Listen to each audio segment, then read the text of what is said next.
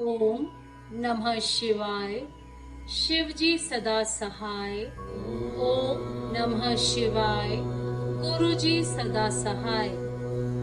श्री शिव के द्वारा गोलक धाम में श्री विष्णु का गोपेश के पद पर अभिषेक तथा उनके प्रति प्रणाम का प्रसंग सुनाकर श्री राम का सती के मन को संदेह दूर करना। सती का शिव के द्वारा मानसिक त्याग। श्री राम बोले, देवी, प्राचीन काल में एक समय परम सृष्टा भगवान शंभु ने अपने परात्पर धाम में विश्वकर्मा को बुलाकर उनके द्वारा अपनी गौशाला में एक रमणीय भवन बनवाया जो बहुत ही विस्तृत था। उसमें एक श्रेष्ठ सिंहासन का भी निर्माण करवाया।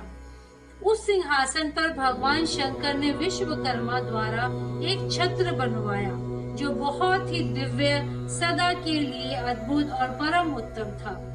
तत्पश्चात उन्होंने सब ओर से इंद्र आदि देवगणों, सिद्धों, गंधर्वों, नगादि को तथा संपूर्ण उपदेवों को भी शीघ्र वहां बुलवाया। समस्त वेदों और आगमों को पुत्रों सहित ब्रह्मा जी को, मुनियों को तथा अप्सराओं सहित समस्त देवियों को जो नाना प्रकार की वस्तुओं से संपन्न थी, आमंत्रित किया। इनके सिवा देवताओं, ऋषियों, सिद्धों और नागों की 16 कन्याओं को भी बुलवाया जिनके हाथ में मांगलिक वस्तुएं थी। उन्हें वह वीणा, मृदंग आदि नाना प्रकार के वाद्यों को बजवाकर सुंदर गीतों द्वारा महान उत्सव रचाया। संपूर्ण औषधियों के साथ राज्याभिषेक के योग्य द्रव्य एकत्र किए गए। प्रत्यक्ष तीर्थों के जलों से भरे हुए 5 कलश भी मंगवाए गए। इनके सिवा और भी बहुत सी दिव्य सामग्रियों को भगवान शंकर ने अपने पार्षदों द्वारा मंगवाया और वहां उच्च स्वर से वेद मंत्रों का घोष करवाया। देवी, भगवान विष्णु की पूर्ण भक्ति से महेश्वर देव सदा प्रसन्न रहते थे। इसीलिए उन्होंने प्रीति युक्त हृदय से श्री हरि को वैकुंठ से बुलवाया और शुभ मुहूर्त में श्री हरि को उस श्रेष्ठ सिंहासन पर बिठाकर महादेव जी ने स्वयं ही प्रेम पूर्वक उन्हें सब प्रकार के आभूषणों से विभूषित किया। उनके मस्तक पर मनोहर मुकुट बांधा गया और उनसे मंगल कौतुक कराए गए।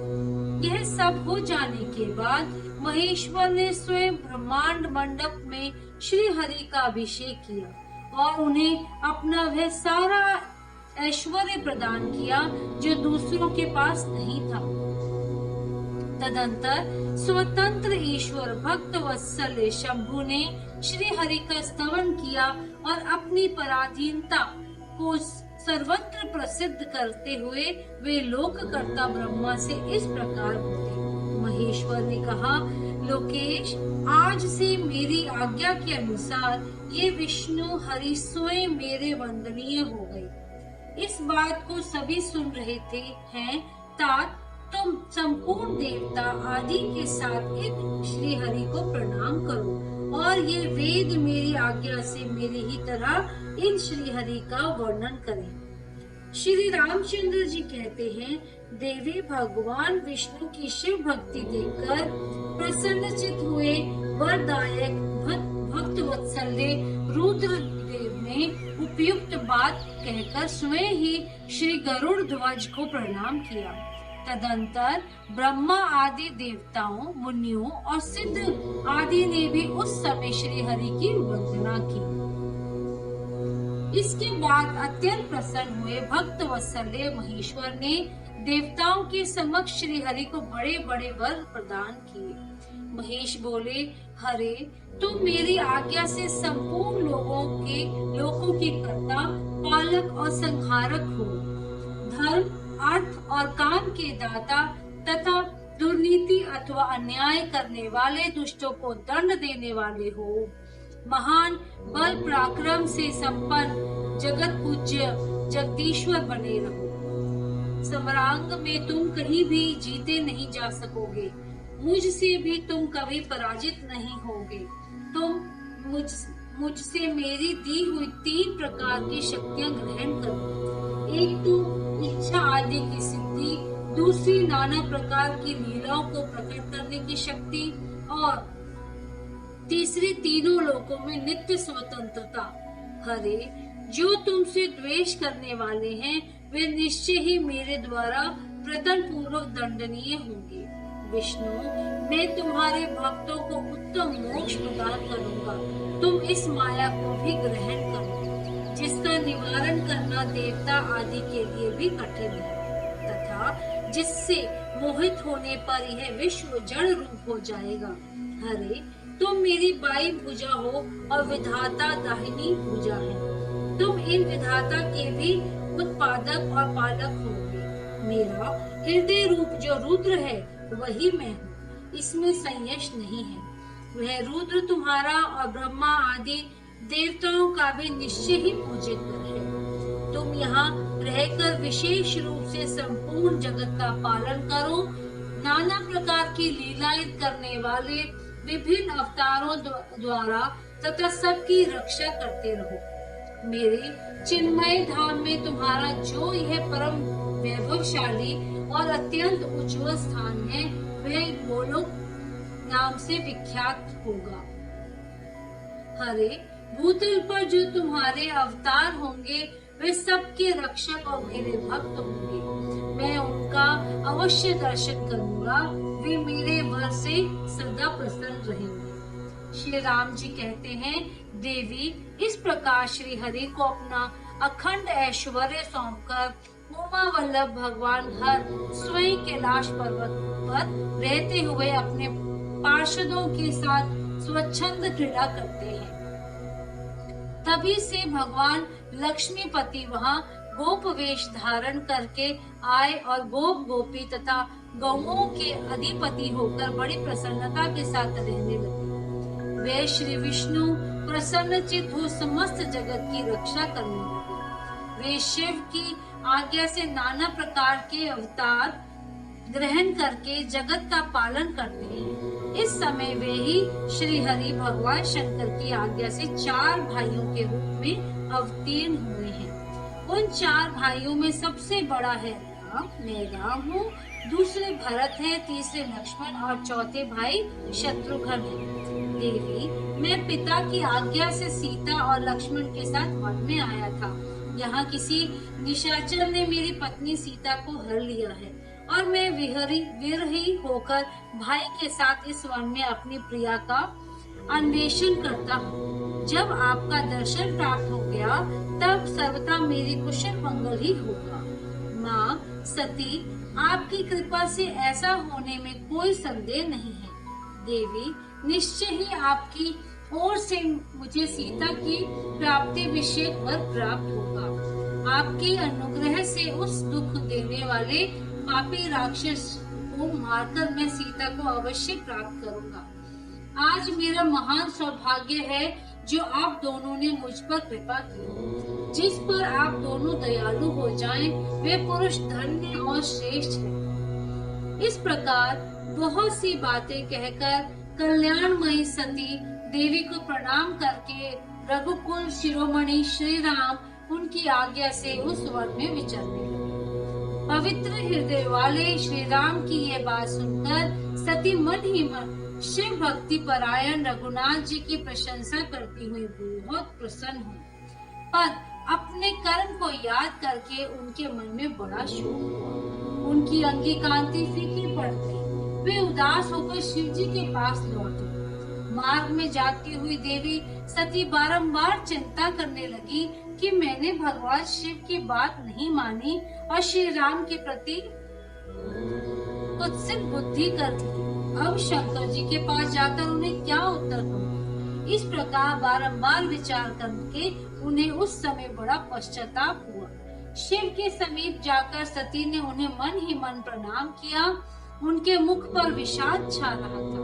वे शोक से व्याकुल और निस्तेज हो गई थी। सती को दुखी देख भगवान हर ने उनका कुशल समाचार पूछा और प्रेम पूर्वक कहा, तुमने किस प्रकार परीक्षा ली? उनकी यह बात सुनकर सती मस्तक झुकाए उनके पास खड़ी हो गई। उनका मन शोक और विषाद में डूबा हुआ था। भगवान महेश्वर ने ध्यान लगाकर सती का सारा चरित्र जान लिया और उन्हें मन से त्याग दिया।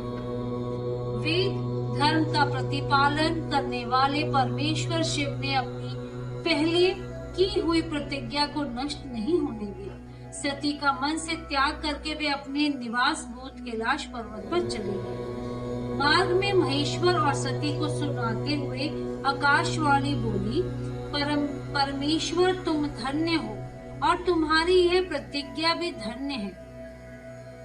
तीनों लोकों में तुम्हारे जैसा महायोगी और महाप्रभु दूसरा कोई नहीं है। वह आकाशवाणी सुनकर देवी सती की कांति फीकी पड़ गई। उन्होंने भगवान शिव से पूछा, नाथ मेरे परमेश्वर, आपने कौन सी प्रतिज्ञा की है, बताइए। सती के इस प्रकार पूछने पर भी उनका हित चाहने वाले प्रभु ने पहले अपने विवाह के विशेष में भगवान विष्णु के सामने जो प्रतिज्ञा की थी उसे नहीं बताया। मुने, उस समय सती ने अपने प्राण वल्लभ पति भगवान शिव का ध्यान करके उस समस्त कारण को जान लिया जिससे उनके प्रियतम ने उन्हें त्याग दिया था। शंभु ने मेरा त्याग कर दिया, इस बात को जानकर दक्ष कन्या सती शीघ्र ही अत्यंत शोक में डूब गई और बारंबार सिसकने लगी। सती के मनोभाव को जानकर शिव ने उनके लिए जो प्रतिज्ञा की थी उसे गुप्त ही रखा और वे दूसरी बहुत सी कथाएं कहने लगे। नाना प्रकार की कथाएं कहते हुए वे सती के साथ कैलाश पर जा पहुँचे और श्रेष्ठ आसन पर स्थित हो चित्तवृत्तियों के निरोध पूर्वक समाधि लगा अपने स्वरूप का ध्यान करने लगे। सती मन में अत्यंत विषाद दे अपने उस धाम में रहने लगी। मुने, शिवा और शिव के उस चरित्र को कोई नहीं जानता था। महामुने, स्वेच्छा से शरीर धारण करके लोक लीला का अनुसरण करने वाले उन दोनों प्रभुओं का इस प्रकार वहां रहते हुए दीर्घ काल व्यतीत हो गया। तत्पश्चात उत्तम लीला करने वाले महादेव जी ने ध्यान तोड़ा। यह जानकर जगदम्बा सती वहां आई और उन्होंने व्याथित हृदय से शिव के चरणों में प्रणाम किया। उदार चेता शंभु ने उन्हें अपने सामने बैठने के लिए आसन दिया और बड़े प्रेम से बहुत सी मनोरम कथाएं कही। उन्होंने वैसी ही लीला करके सती के शोक को तत्काल दूर कर दिया। वे पूर्ववत सुखी हो गए। फिर भी शिव ने अपनी प्रतिज्ञा को नहीं छोड़ा। परमेश्वर शिव के विषय में यह कोई आश्चर्य की बात नहीं समझनी चाहिए। मुनि लोग शिवा और शिव की ऐसी ही कथा कहते हैं। कुछ मनुष्य उन दोनों में वियोग मानते हैं, परंतु उनमें वियोग कैसे संभव है? शिवा और शिव के चरित्र का विस्तार पूर्व से कौन जानता है? वे दोनों सदा अपने इच्छा से खेलते और भांति भांति की लीलाएं करते हैं। सती और शिवा वाणी और अर्थ की भांति एक दूसरे से नित्य संयुक्त हैं। उन दोनों में वियोग होना असंभव है। उनकी इच्छा से ही उनमें लीला वियोग हो सकता है। अध्याय 25 समाप्त।